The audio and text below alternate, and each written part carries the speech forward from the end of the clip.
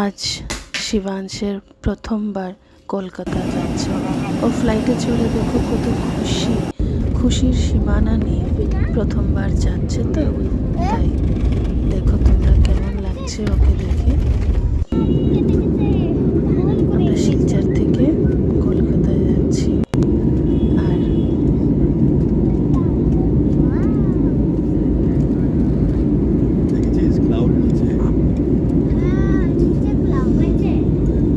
তাই ভাবলাম তোমাদের সাথে একটু শেয়ার করি। বাইরে জানলা দিয়েও দেখছি, মানে ফার্স্ট টাইম ফ্লাইটেও যাচ্ছে, তার জন্য খুবই খুবই এক্সাইটমেন্ট।